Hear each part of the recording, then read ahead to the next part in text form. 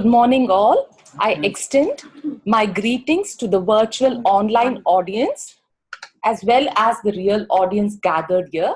In commemoration of the World Glaucoma Week, we have a controversial as well as a challenging topic for debate today. Let us look at some stats first. Roughly 20 million people all over the world are suffering from angle closure disease as of today. This amount is going to rise up by 2030. We also find that half of the world's glaucoma-related blindness is also due to angle closure disease. The sheer magnitude of this disease, as well as the fact that when intervened early, it is amenable to treatment, makes it even more frustrating. So we are constantly in search of evidence-based protocols in the management of angle closure disease. According to the ISGEO classification, angle closure disease is a spectrum of findings. We have the primary angle closure suspect, where there is 270 degrees of iris trabecular meshwork contact with no raised IOP, no optic nerve head changes, no visual field changes. Then we have something called as the primary angle closure, that again there is 270 degrees of iris trabecular meshwork contact, but you have raised IOP because of peripheral anterior synechiae. However, the fields as well as the optic nerve head remains normal. Then there is something called as the primary angle closure glaucoma, where you find all the findings of primary angle closure as well as signs of glaucoma in the form of optic nerve head changes as well as visual field changes. So across the spectrum of diseases, we are looking at two diametrically opposite treatment modalities. One is the conservative approach, which is peripheral iridectomy with medical treatment. And the other one is the radically different aggressive approach, which is clear lens extraction. So to give inputs on these two drastically opposite approaches, we have two experienced glaucoma specialists with us today. The first speaker is our guest speaker, Dr. Venkatesh, who is the head of the department and professor of ophthalmology at Sri Sathya Sai Medical College and Research Institute. He comes with a valuable experience, clinical experience in both anterior segment cataract as well as glaucoma surgery. He has also participated in various national as well as international conferences in the past. He has won the prestigious Best Paper Award at the ACRS, Asia Pacific Academy of Cataract and Refractive Surgery, as well as the C.P. Gupta's Gold Medal Award at PNOA. Our other presenter is Dr. Elfrid Sanjana, who's also a very senior glaucoma consultant, and she works now at Dr. Agarwal's High Hospital, but she has also had a baggage of good experience in teaching hospitals like the Pondicherry Institute of Medical Sciences and Sri Ramachandra Medical College and Research Institute. So I first call upon Dr. Venkatesh to give his inputs today. Thank you, Dr. Manjula, and thank you the entire team for having me here today in this morning. To discuss, I don't think it's such a real controversy if you know that if you choose the right subset of angle closure glaucoma, then it may not be such a great controversy what treatment modality you actually end up choosing. So much of what I wanted to say in the beginning, Dr. Manjula already said. But what I want to reiterate, what I want to drive in here today is that unlike open angle glaucoma, angle closure glaucoma is a surgical disease. More often than not, we need to intervene. Open angle glaucoma, you can just sit and treat medically, follow up on repeated fields, and then decide when everything doesn't work or things don't go fine, then you embark on surgery or take recourse to surgery. But in angle closure glaucoma, some form of intervention is needed simply because angle closure glaucoma is a structural disease. There's something going wrong in the anterior segment. Okay, so remember that if you want to get on top of your opponent, you have to understand your opponent, right? So in order to treat angle closure glaucoma, you need to really understand what makes it tick. What is the ticking time bomb that underlies the pathogenic mechanism of angle closure glaucoma? So my first slide was basically, it is reiterating what Dr. Manjula already said, that although angle closure glaucoma is less frequent than open angle glaucoma, and 23 million people worldwide are affected, it accounts for 50% of severe blindness. Okay, mostly because it is the most severe form. It is an asymmetric form. Sometimes you find patients who have very asymmetric disease. More often than not, they are angle closure. Okay, and second is there is wide diurnal fluctuations in intraocular pressure. It may confuse you with NTG unless you do a diurnal test, IOP test. You may actually not pick this up, and that is why they say that a gonioscopy is the cornerstone in making a diagnosis in all cases of glaucoma. Look at the angle, because the angle will tell you things which will help you in managing the particular patient. So what really goes wrong? Like I told you, understanding the anatomy. So what really happens is the anterior chamber is crowded. We know that. The aqueous has to find its way from the posterior chamber that's behind the iris there. Let me see, from around here. It has to lift the iris and flow through the pupil, reach the anterior chamber, and then flow across the anterior chamber in a convection current, reaching the angle where there is a resistance to outflow. This resistance is important to maintain IOP. If aqueous was being formed at the same rate at which it was being removed, then the eye would just collapse, right? So the resistance in the angle is important to maintain normal IOP. But what really happens is that aqueous has two functions. It has a nourishing function, as a scavenging function. It's an ultrafiltrate, so it brings along with it immunoglobulins, nutrients, dissolved glucose, amino acids, etc., from the blood, flows across the lens and the iris. It nourishes these structures, and as it leaves, it collects byproducts of metabolism, free radicals, dead effete cells, carries to trabecular meshwork, and this is important, like a cleansing system as well as a nourishing system, the entire aqueous flow. But in so doing, the aqueous has to lift the iris is actually resting on the lens. There is no clear space. It's a potential space, like the space between your shirt and your body. It's a potential space. The iris can lift it. And then, the aqueous lifts it and flows into the pupil. What happens in angle closure glaucoma is that there is an increased resistance to this aqueous to lift the iris. So why does that happen? Why does aqueous find it difficult to lift the iris to flow through the pupil? It can either be because the iris is thicker, right? So thick irises. People with angle closure glaucoma have been found to have thick irises. Then anterior lens vault. I think Alfred will be telling about it in great detail. This is because the anterior segment is crowded. The lens is pushing forward, and therefore the area of contact between iris and anterior lens surface increases. The iris insertion itself is more anterior at the angle.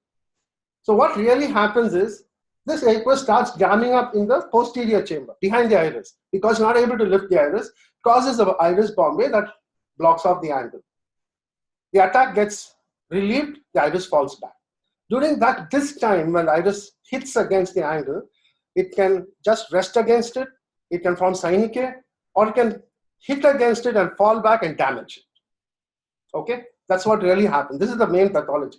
And this is why it was thought that the best treatment in early cases of angle closure with multiple pathogenic mechanisms that are in play is to put a small hole in the iris so you can short circuit the flow of aqueous from posterior to anterior chamber without causing an undue pressure differential developing between the posterior and anterior chamber here. So it is like your safety valve that you have in your pressure cooker. So when the pressure inside the pressure cooker goes to a certain degree, the safety valve opens, the fluid comes out, and the pressure is back down again. So this is the role of iridotomy. Okay, in early cases of angle closure, a simple iridotomy is enough to cure the condition. So today we really don't know. I mean, in the books I read, that was a long time ago, the book said that iridotomy cures angle closure glaucoma. Today we know it doesn't. Iridotomy has only one function. It prevents acute pressure buildup. It acts as a safety valve where the normal iris flowing across the pupil from the ciliary body into a trabecular meshwork, if it encounters resistance, especially if the pupil is mid-dilated. You know, the iris is like a sponge, actually. So when it dilates, it loses water so that it doesn't end up being bunched up against the angle. This is called the sponge theory of iris dilation. So an iris that is dilating rapidly loses fluid so that it becomes thinner as it bunches up. So it won't block the angle. But in people with angle closure glaucoma, the sponge mechanism doesn't seem to work. These irises don't lose fluid, so they tend to bunch up. They become thicker, they become tauter, and they exert what is known as an increased posterior vector force on the lens, and therefore the aqueous finds it exceedingly difficult to lift this iris to flow. So to counteract this, iridotomy just works well, exceedingly well, and the aqueous is able to flow. And this is what we were taught, and this is what as Dr. Manjula said, conservative treatment, probably also the classical treatment for patients with angle closure glaucoma. So the mechanisms I've already told you is that there's a crowded anterior segment. Remember, many of these eyes are short eyes, hyperopic eyes, nanophthalmic eyes. Okay, these eyes come with their own set of problems. Right? People who have cataract surgeons here who have operated nanophthalmic eyes will know what a nightmare it is. Okay.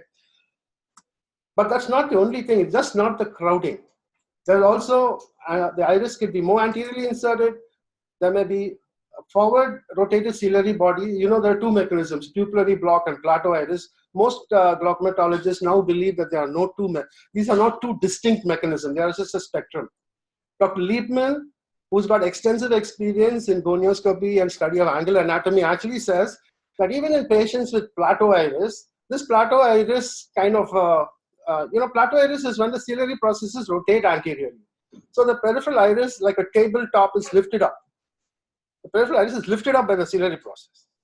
It's not as though the iris is inserting anteriorly, just the periphery is lifted up by and therefore like a plateau, it is there and it goes and blocks the trabecular measure.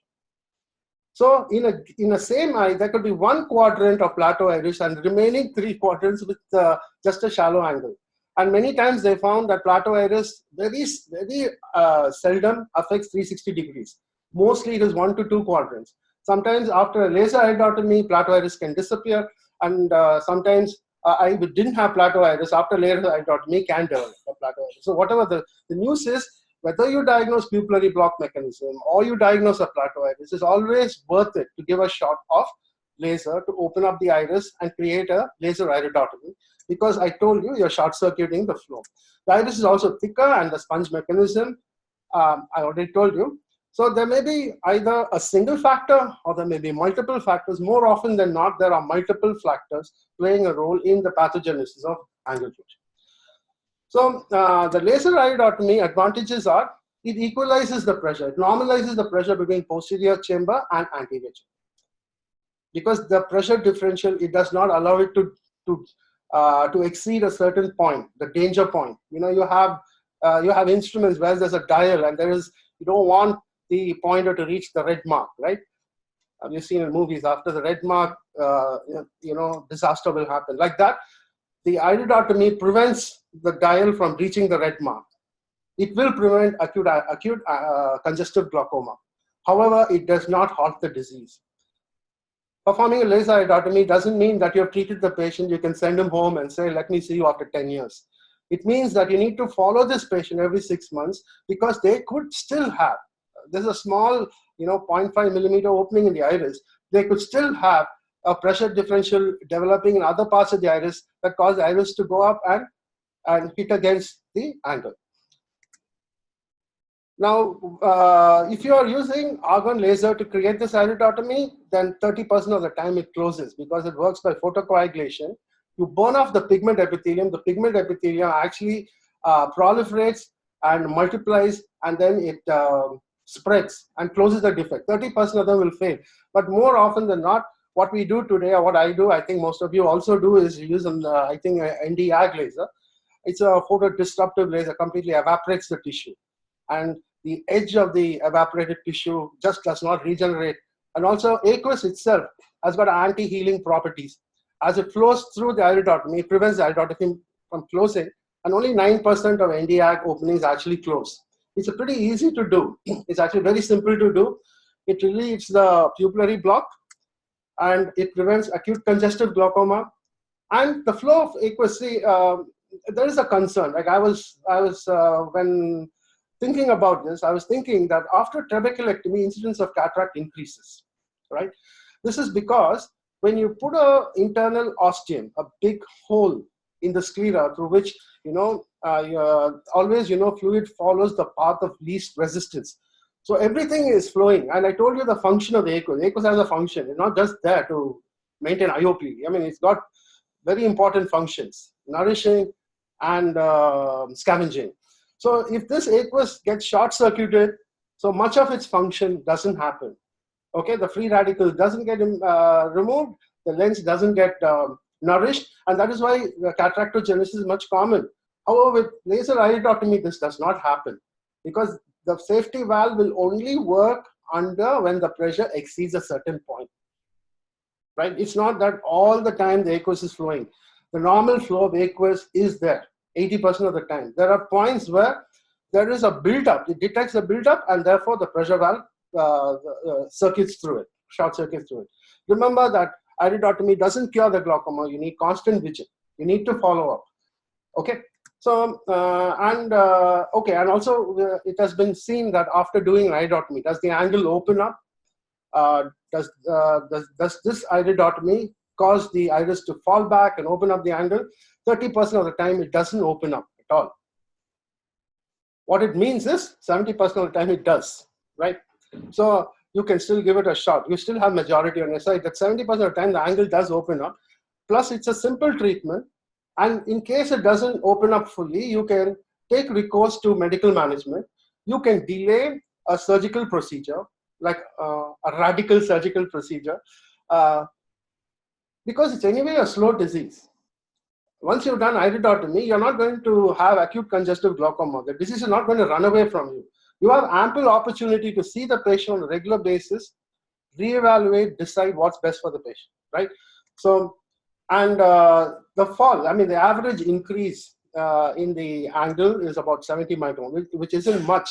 But in patients who are primary angle closure suspects, like what Dr. Manjula said initially, if there is a 180 degree of appositional closure of trabecular meshwork, iridotomy generally suffices to keep that IOP in check permanently. So this is what we normally do: 4 millijoules, two pulses per shot, and a single shot is enough. Well aimed at a crypt enough to make that iridotomy opening. It's pretty simple. All of you must have seen, all of you must know. So the indications are narrow angles when the pigmented trabecular meshwork is not seen 180 degrees. That is what is called as primary angle closure suspect. Dr. Alfred will dilate more on that. When there's a steep iris insertion, what I mean is if there's a slit angle, even if you can see up to the spur, slit angles have a tendency to annoyingly close when you dilate them. And suppose a person is a diabetic patient with a narrow angle, with a slit angle, where the entry angle is very narrow, you know that this guy needs frequent dilation for follow-up, right? You know, diabetic patients, once a year you have to dilate. In that case, in those cases, it's better to do an iridotomy, even though it's not a clear indication. If following acute congestive glaucoma, you must do, once the attack is relieved, you must do iridotomy in that eye. And after a month, you must do clear lens extraction, because that is the only indication where I'm very clear that clear lens extraction has a role. And the fellow eye of any eye that has had an acute congestive attack, you should do an iridotomy. Okay? So what are the limitations? So yeah, I'm not here to praise iridotomy. I mean, I want to embrace clear lens extraction too. I'm a phacosurgeon basically. And I found it as a very exciting jump in technology. I mean, I've been doing clear lens extraction for narrow angles even 5 years ago. I think the Eagle study got published in 2016, right? It was conducted between 2009 and 11, Northern Ireland and Scotland areas. But the results published in 2016, but you know, Singapore guys were talking about clear lens extraction, how it helps to open up the angle a long time ago, and I have been doing, but only in patients who have early cataract. Because if you, okay, I'll come to that. See, remember, laser iridotomy does not cure. You need visual. Just because you've done a laser, even in a highly indicated case, you have to follow up the patient. 50% of the angular trabecular damage, if the intraocular pressure has gone up, okay, or if there's PAS that more than 50%, okay, this makes common sense, right? So 50% of the angle is stuck, the iris got stuck, or there's a damage to trabecular pressure involving more than 50% of the angle, then, and IOP is going up. I mean, you need 1 or 2 medications to control it. Then simple iridotomy is not going to work. So what people were doing is they were keeping a watch on the visual fields. The minute they got a small defect somewhere, they jumped and said, get a trabeculectomy done. Right, but now we have one more option, okay? The pressure going up, and you need 1 or 2 medications to keep the target pressure, then clear lens extraction steps in beautifully, because 1,500 microns of opening of the angle, almost 1.5 mm. Yeah, so in primary angle closure glaucoma, or primary angle closure with elevated IOP, which is what the subset of people were chosen for the EAGLE study, then iridotomy is not as effective as clear lens extraction. Now coming to some counters of clear lens extraction, what are my concerns? Clear lens extraction is an exciting new technology, but there is always a fear that it could be misinterpreted. The misinterpretation, I think it was Augusto Azuaro Blanch.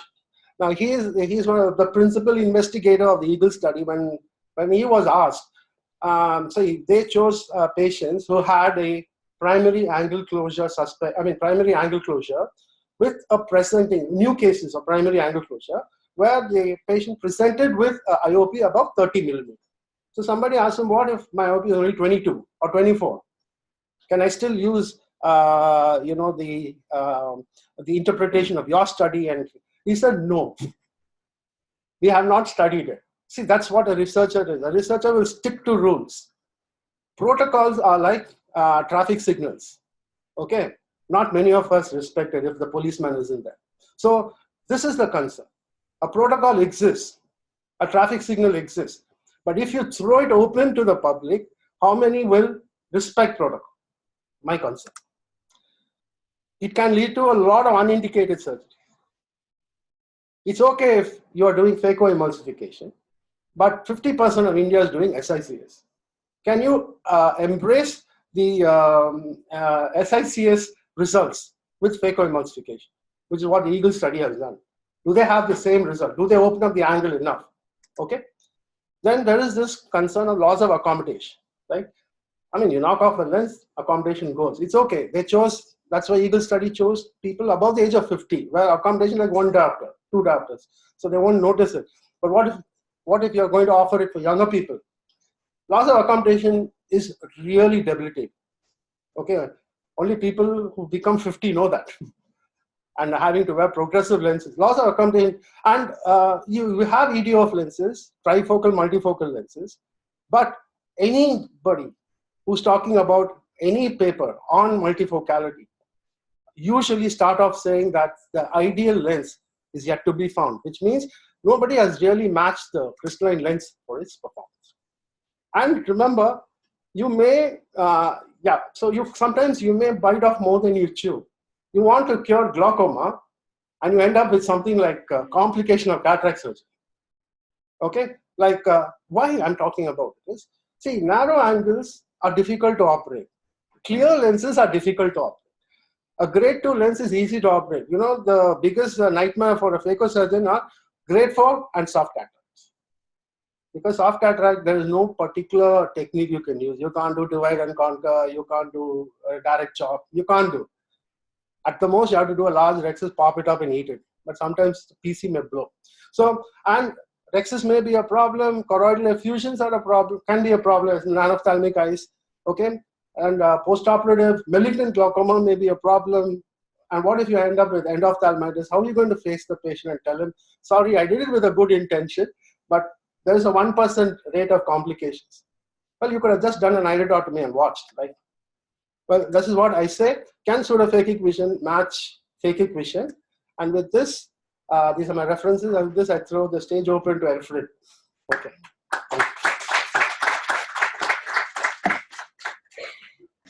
I'll keep the flow going. Thank you, Dr. Venkatesh, for that very enlightening talk on the role of iridotomy as it stands now in the management of primary angle closure disease.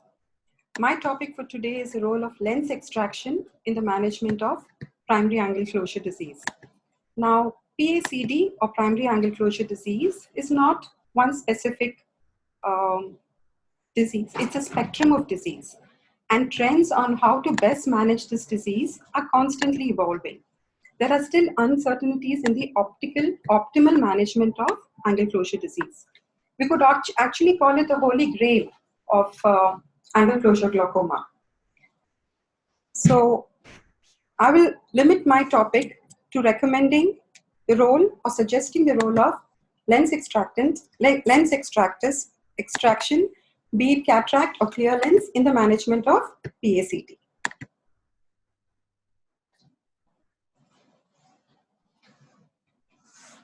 What are the changing paradigms in the management of PACD? We know cataract surgeries are primarily for visual rehabilitation, where lowering of IOP is a fortunate byproduct.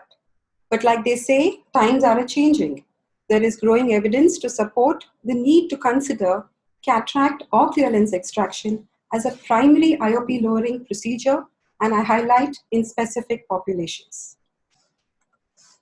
What is the goal of treatment of PACD? Dr. Venkatesh beautifully highlighted the pathophysiology of the different mechanisms involved in angle closure glaucoma. The goal here are twofold. In addition to reducing the IOP, we are also aiming to open the angles. This is an additional component which does not apply to open angle glaucoma. So, like I said, we are going through a spectrum of change, and technology has a lot of role to do with what our ideologies were 20 years ago and now. What we began with, laser peripheral iridotomy, where it was used to manage most narrow angle glaucomas, as Dr. Venkatesh pointed out. Textbooks will still go on to recommend laser peripheral iridotomy in the initial management of primary angle closure disease. But what is the problem with laser iridotomy? Dr. Venkatesh highlighted a 30% angle closure incidence, but recent studies have gone on to say as high as 58 to 80% of the angles remain closed after laser iridotomy. And why do you think we're able to pick up more angles? Because of better anterior segment imaging techniques, be it ASOCT, be it the UBM. So laser peripheral iridotomy, though it was the standard care in the management of early glaucomas, I would not say it holds true anymore, because more often than not, even the angles that open will subsequently very gradually narrow down and close because of the role of the lens in angle closure. So initially open angles would also subsequently narrow down and close down. What happens? When do we resort to trab? When did we resort to trab earlier? You do an LPI, pressures are good, everybody's happy. But if the pressures are high, you would start the patient on medical management. If that was not good enough, you would resort to trab. But what does trab do? Trab does reduce the intraocular pressure, all right, but it does not do much for the angle, more so in a phakic eye. A trabeculectomy in a phakic eye would continue to have narrow angles, and in fact, it could cause a forward displacement of the phakic lens, further narrowing and further propensity for the formation of progressive peripheral anterior synecdoche. So the second goal of angle closure disease is defeated with trabeculectomy. And like Dr. Venkatesh pointed out, it's a no-brainer. Trabeculectomy in itself does increase the risk of subsequent cataract formation. So what we did earlier would not really apply in present times. LPI and TRAB are becoming past in the management of angle closure glaucoma. So who is the new kid on the block? Lens-based glaucoma surgery. It sounds like a very ambiguous term, lens-based glaucoma surgery, and it works well for me. So what are the changing paradigms? Like I said, we want to reduce IOP and open the angles. Cataract surgery or clear lens extraction would achieve both. LPI and TRAB, not so. Again, this is just a recapitulation of what Dr. Manjula had initially defined, the spectrum of primary angle closure disease. I'm not going to go into the definitions. We move from PACS to PAC to PACG. These are well-defined classification, no controversies there. But what I have tried to show here is a progression rate.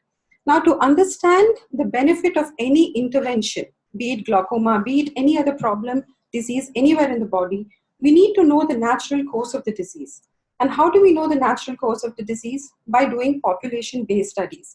Interestingly, during my preparation for this talk, I realized 10, 20 years ago, it was the Vellore study, which was the only study that had done a population-based study on the natural history of primary angle closure disease. And even today, journals cite the same reference. So basically, this is the data from the Vellore study conducted by Thomas et al. And what did they discover? 22% of patients with PAC progress to 22% of patients with PACS progress to PAC over a 5-year period. None of them develop PACG or acute primary angle closure crisis. 28.5% of patients with PAC progress to PACG. Again, none of them develop acute primary angle closure crisis. So basically, the rate of conversion is very, very low. It's not that every patient who has PACS goes on to develop PAC or PACG. Again, this is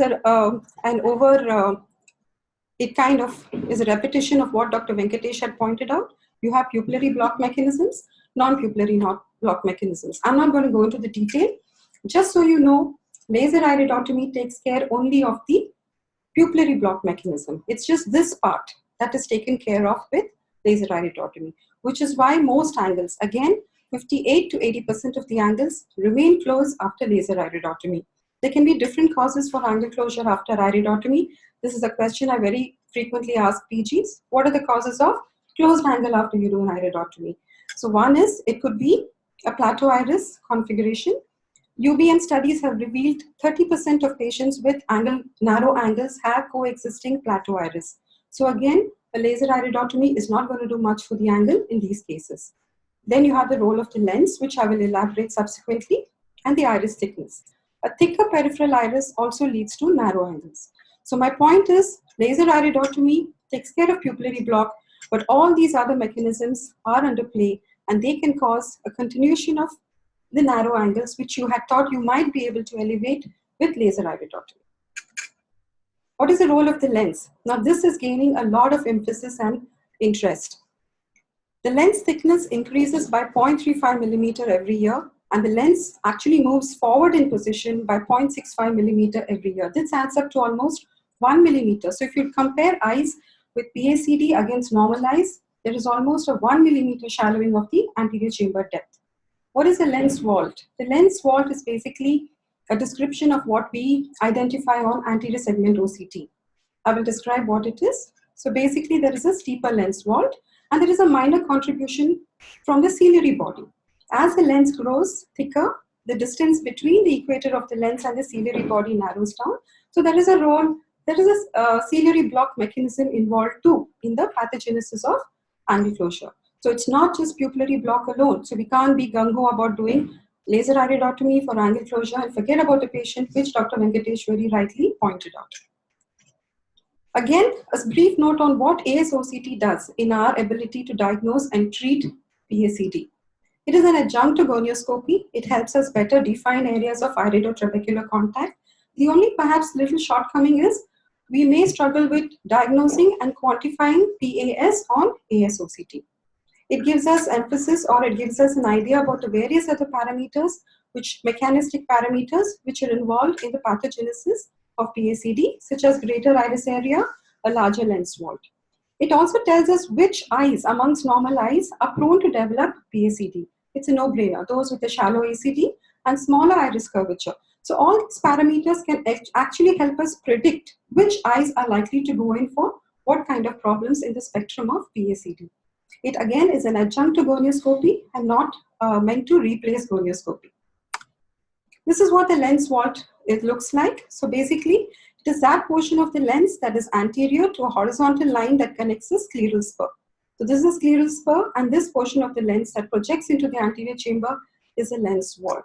So all cataract surgery in primary angle closure disease eliminates this contribution of the lens vault. And I will show you images of pre and post-op effects of cataract surgery. So again, this is just a bit of a recap. Is there a role of iridotomy in PACS? There is no current literature that says, yes, you should do laser iridotomy in patients with PACS. Yes, fellow eyes That is eyes which have undergone acute angle closure glaucoma. The fellow eyes with PAS, there is a 100% benefit of doing PACS. None of these eyes who have undergone a laser iridotomy would develop an acute primary angle closure crisis. But we do not recommend laser iridotomy for all patients with PACS because by and large the rate of conversion itself is as low as 22%. When would you definitely indicate laser iridotomy in PACS? If the patient has history of intermittent angle closure, if the patient is on certain systemic medications like antihistaminics, decongestants, antidepressants, yes, you could go ahead and recommend iridotomy in PACS. And if the patient has difficulty in access to healthcare. PAC effect is loss over time, like I said, multiple mechanisms. So there is no great advantage of doing laser iridotomy in PAC, and PACG is absolutely questionable. In fact, if you try doing an iridotomy in a patient with PACG with significant synovial angle closure, you're going to exacerbate pigment dispersion, induce inflammation, which will in real practical life increase the IOP. So we have seen that happen to patients. So by and large, it makes sense in not performing an iridotomy in patients with PACG. So what are we left with? So this is a new term, lens-based surgeries in glaucoma. It is interesting to know that lens extraction is of benefit not only in angle closure disease, but the benefit extends even to patients with pseudoexfoliative glaucoma and patients with primary open angle glaucoma. A report from the American Academy has shown a 13% reduction of the intraocular pressure in patients with medically treated primary open angle glaucoma. There are various theories postulated to explain this, but that would be out of the scope of this talk.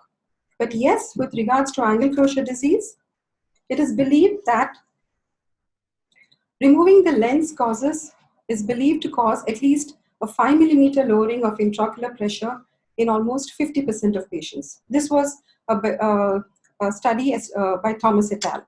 They also went on to say that in POAG, there is a minimum medically controlled POAG, intraocular pressure reduces by 2 millimeters of mercury. And the strongest predictor of how much the IOP would drop after any form of lens intervention would be the preoperative intraocular pressure. Higher the pressure, lower the postoperative IOP. Shallower the anterior chamber, better the postop IOP. So this is an indicator which will tell you how your patient is likely to progress after intervention in the form of lens extraction. Again, the controversial legal study which actually made us think and redefine management of primary angle closure disease. There are always two groups to anything that is path-breaking, and EAGLE study was something which made us actually sit up and think about what we thought was the management of primary angle closure glaucoma. Here, what did they do? Patients were assigned to undergo clear lens extraction or receive standard care with laser iridotomy and topical medication. Eligible patients, like Dr. Venkatesh clearly pointed out, were age 50 or older, did not have cataracts, had newly diagnosed primary angle closure with pressures greater than 30, or had mild to moderate PACG. And what were the endpoints? They wanted to report the patient's quality of life, the expenses, how expensive either procedure was to the patient, and obviously the intraocular pressure. And what did they realize? The patient's quality of life definitely improved, obviously as a consequence of lens extraction. And the intraocular pressure was 1.18 millimeters lower in the clear extraction group versus the group that underwent laser iridotomy. This was a study performed in our part of the world, in New Delhi, by Dr. Dada et al. And what did they do? They included eyes with primary angle closure with an IOP of greater than 25 millimeters of mercury more than 8 weeks after LPI. All eyes had clear lens extraction by phacoemulsification. And what did they conclude? Clear lens extraction led to a significant reduction in IOP, widening of the anterior chamber angle, reduced need for ocular hypotensive medications in eyes with PAC, and persistently elevated IOP after LPI. So yes, in specific populations, clear lens extraction would have a role. What is the role of lens extraction in acute angle closure crisis? It was a relief to hear Dr. Venkatesh say that by and large, 4 weeks after iridotomy, it would make sense in doing a clear lens extraction or a lens removal in patients who present to you with acute angle closure crisis. These are RCTs which have actually supported the role of clear lens extraction / phaco versus LPI in the management of acute angle closure crisis. But it's not always that simple. One would need to reduce the intraocular pressure medically, and cataract surgery in a lens extraction in an eye with uncontrolled AAPC is not easy. So yes, would TRAB have a role? No. Trabeculectomy, it has been proven beyond doubt, has a very high failure rate when performed in eyes with acute angle closure crisis.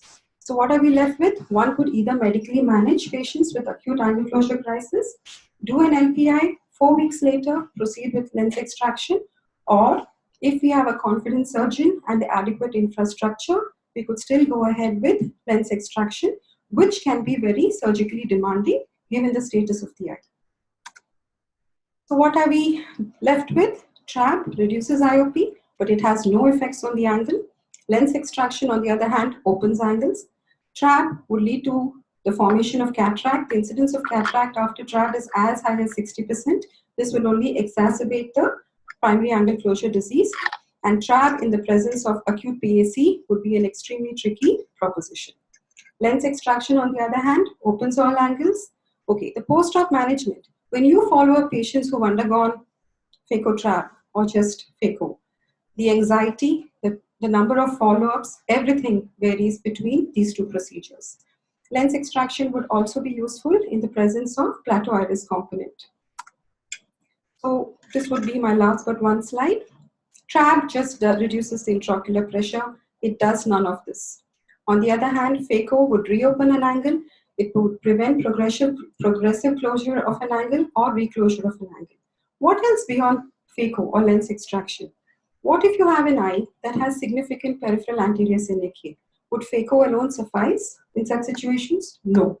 Based on the amount of synechiae, one could combine phacoemulsification with additional procedures such as SFT, single pass 4-throat pupilloplasty, viscogoniosynoculisis, and goniosynoculisis.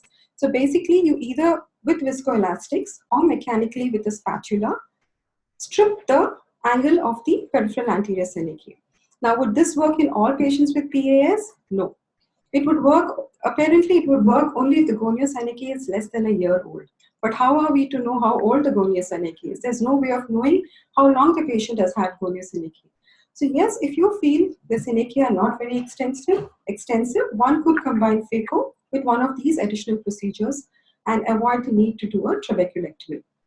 On the other hand, you have a patient with severe PACG, uncontrolled, you would have no option but to go ahead with combined phacoemulsification with trabeculectomy.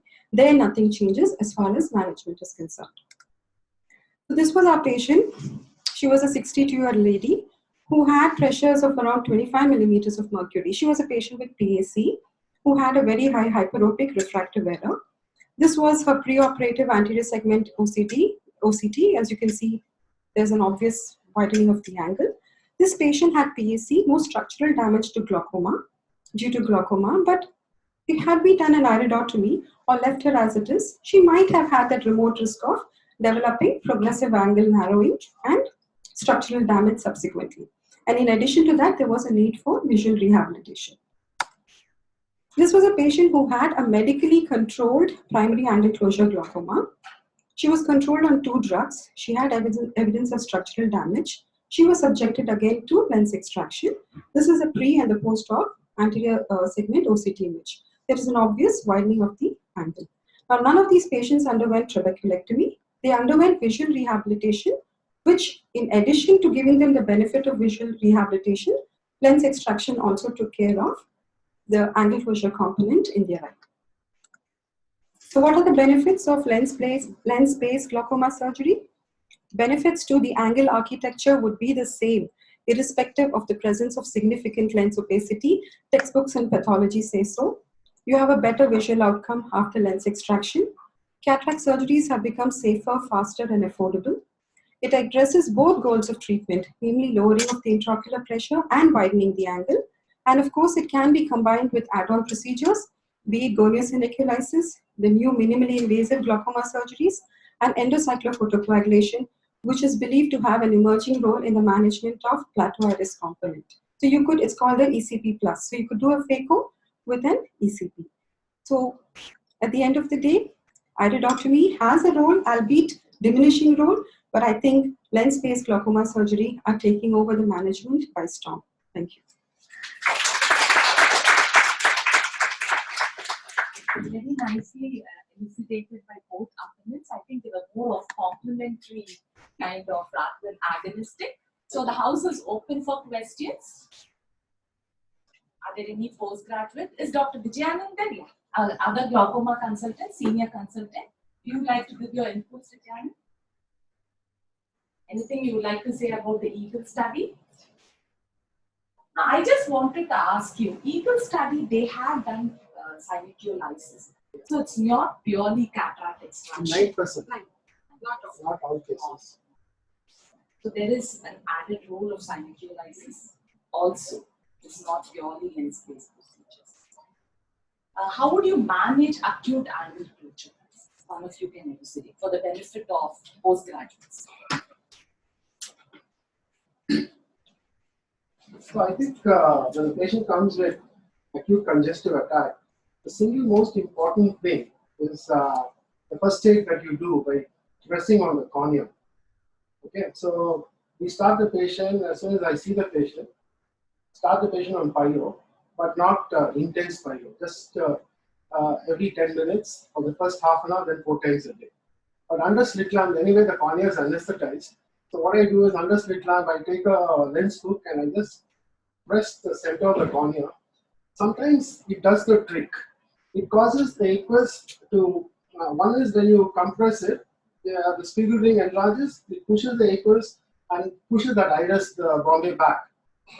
Along with that, you give acetazolamide and you give anti-glaucoma drops like brimonidine, timolol maleate, and mannitol.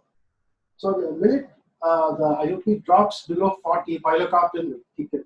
Because when the IOP is above 40, the iris versus ischemic, so it won't constrict with respect to whether you put pilocarpine or not. And then First aid is important. I think most people don't do it. But I had broken 2 attacks within 3 hours just by the first aid. I didn't even use the lens hook. I did a gonioscopy and I used the edge of the gonioscope itself to do a compression in the center. And I could see the cornea clearing up.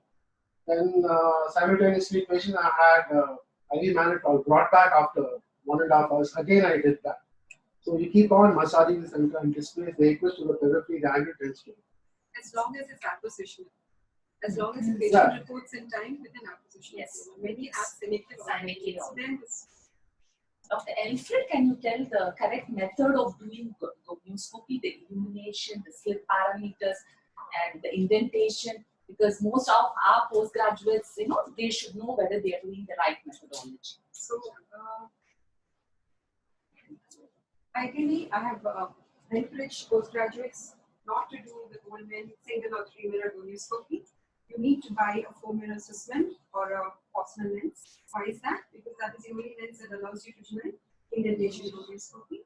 We all know room lights have to be illuminated. The slit beam has to be kept to around 1 millimeter with no amount of light falling on the pupil. You anesthetize the cornea, gently instruct the patient as to what you're likely to do. That relieves a lot of patient anxiety and ensures that the patient doesn't squeeze. After anesthetizing the cornea, you place the Sussman or the Posner lens that you are using on the pupil. Keep the room light in minimum, no light falling on the pupil, and very carefully move the joystick through the 4 different angles.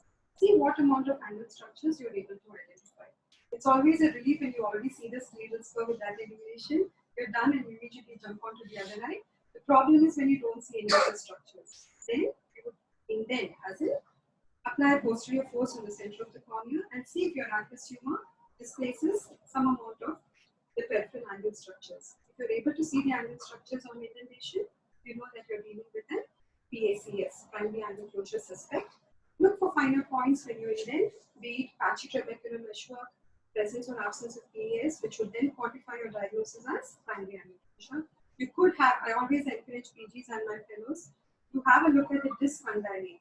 So then you would know what to put on your EMR, whether it's a PAC, PACG. Many times you will not be able to see the disc, that's okay, but at least try seeing the disc. So in your first attempt itself, you know where to classify your patient who has presented to you with PAC. Is an online test? You have, there's an online question. So there's a question by Dr. Rajesh sir. A role of PPP in narrow angles. I think Sanjana has already highlighted. Role of PPP, the pinhole pupilloplasty, in narrow angles. So the single throw pass pupilloplasty we do here at our center. And like I said, as long as the gonias senicae are of less acute stage or rather less than a year's duration, this 1 year is very arbitrary. We really don't know how things work. So if the gonias senicae are of recent angle, recent onset, yes, this would work and help reduce intraocular pressure. At the same time, many a times, even though you may achieve an opening of the angle with goniosynovial lysis or SFT, what happens is there is inherent damage to the trabecular meshwork because of the pre-existing attachment of the iris to the trabecular meshwork. So yes, you may see an open angle, but you might still end up with uncontrolled pressures because of inherent damage to the trabecular meshwork per se. So what one would need to take into consideration is the duration of the senicae, and if it works, great, but if you have raised IOP, then it's beyond you because then the trabecular meshwork has been functionally damaged because of pre-existing senicae. Dr. Venkatesh, what if you're not able to break your acute angle closure with your medical treatment? What are the other treatment options available? Theoretically, you can do a parasitosis under very guarded conditions, so that is supposed to reduce. But more often than not, you are able to break the senicae, especially if you're going to do a digital massage on the cornea. With hyperosmotic agents being given, and you need to admit and watch the patient. You can't send him home. More often, what happens is patients. I just want to, slightly sidetracking from the main issue. So patients with narrow angle, when you dilate them, they don't develop the acute angular closure attack. It's only when they go back home. So pharmacologically, when you dilate the pupil, it happens too fast for angle closure, acute congestive glaucoma to happen. So when they go back, when the pupil starts coming back to normal, generally in the middle of the night, they wake up with severe headache and they come rushing. Always medical emergencies.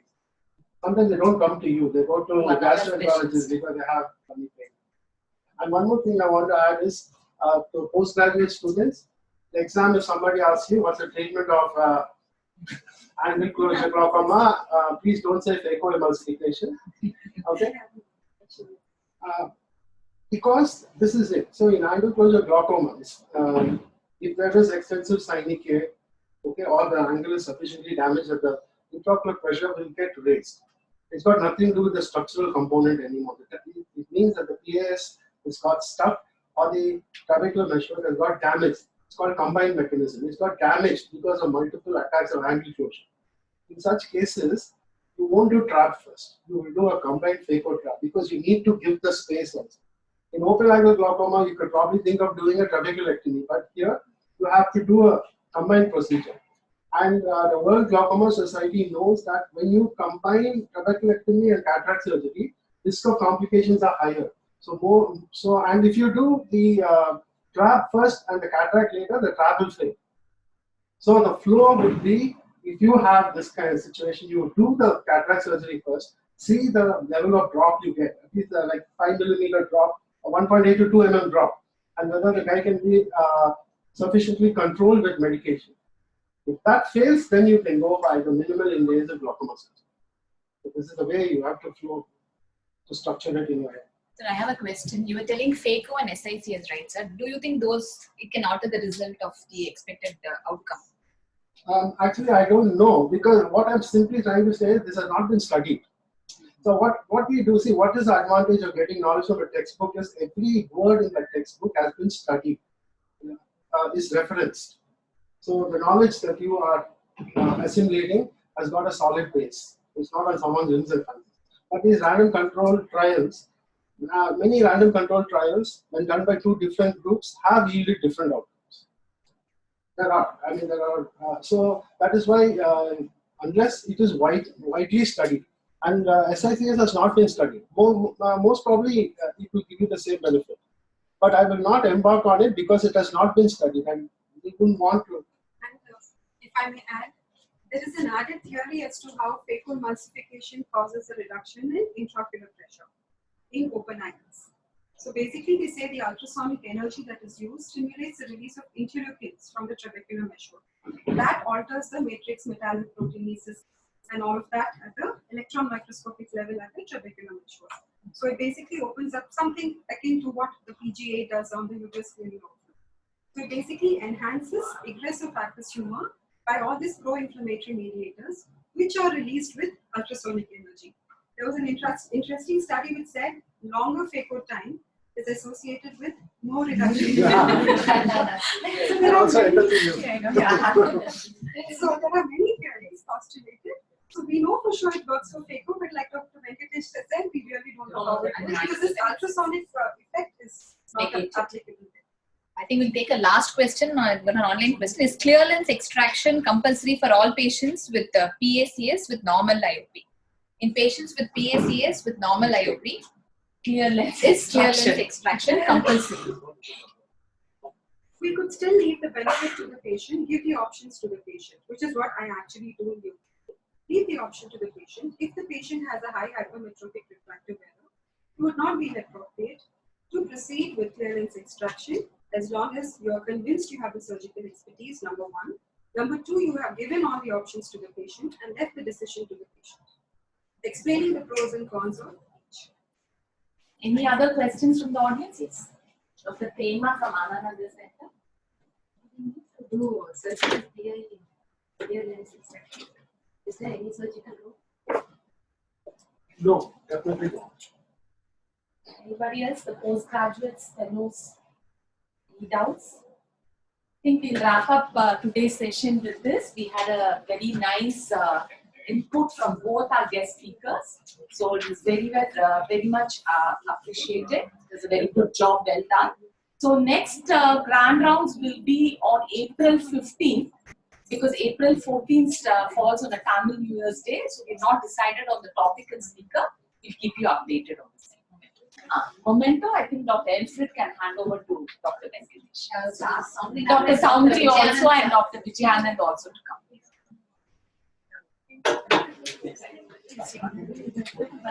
All of you, please come.